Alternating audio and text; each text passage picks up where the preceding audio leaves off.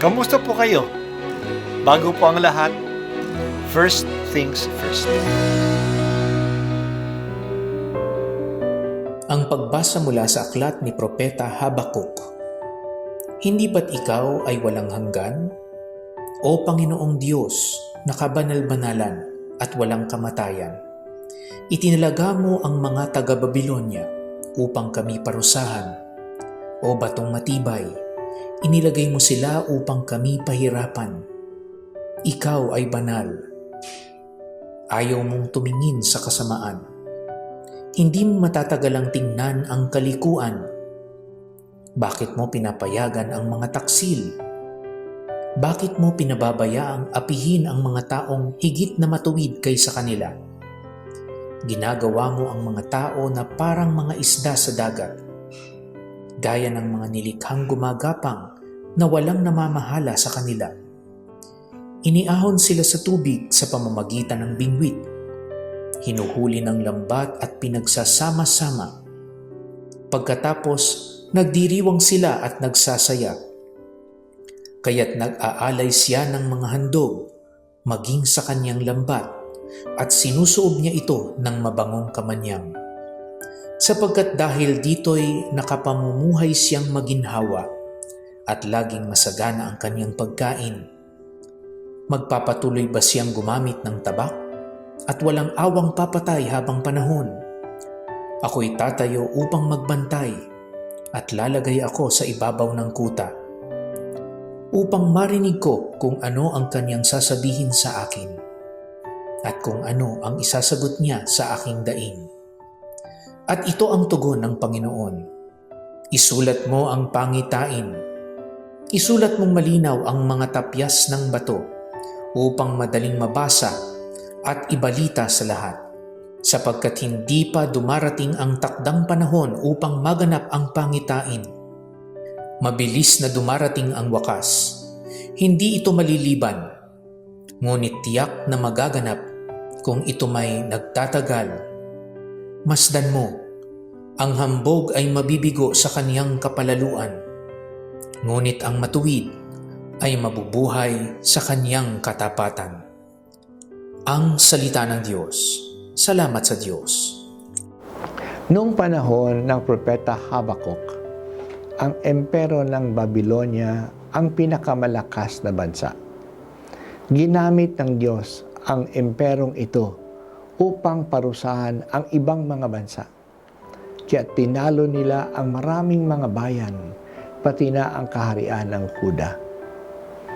Nagreklamo si Habakuk, "Hindi ba matuwid ka, O Panginoon? Hindi mo matatagalang tingnan ang kalikuan. Bakit hinayaan mong palaging magtagumpay ang masama sa mga lahing mas mabuti sa kanila? Totoo na masama kami, pero mas masama pa naman sa amin ang mga Babylonians. Sila pa ang ginamit mo upang parusahan kami." Ito ang kanyang reklamo. Inihambing ni Habakuk ang mga Babylonians sa mga mangingisda, na dahil sa kanilang lambat, palagi silang nakahuhuli ng mga isda. Dahil dito, akala nila na ang lambat na nila ang nagbigay sa kanila ng kaginhawaan. Kaya ang lambat na nila ang kanilang sinasamba. Ang mga Babylonians ay naniniwala na ang mga tabak at mga armas nila ang kanilang kapangyarihan. Ang mga ito ang kanilang dinodiyos. Sinagot ng Diyos ang reklamo ni Habakuk.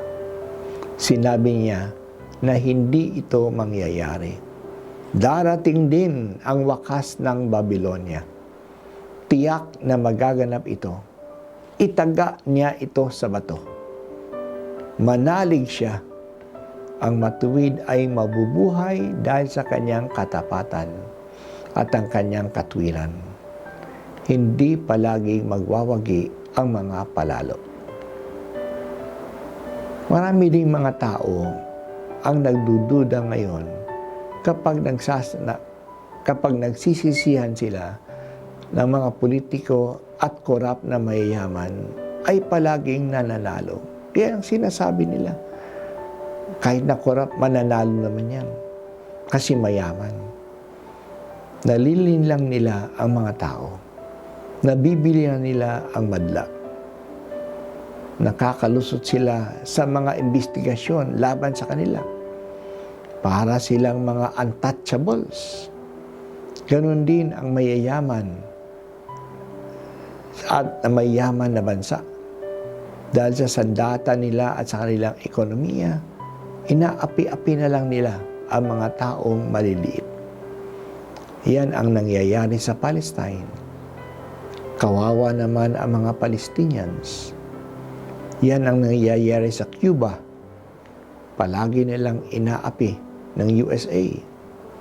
Ganito na lang ba palagi? Hindi, sabi ng Diyos. Mawawala din ang kanilang kapangyarihan. Manalig tayo na kikilos ang Diyos at ipagtatanggol niya ang mga inaapi. Panginoon, patatagin mo ang aming panampalataya.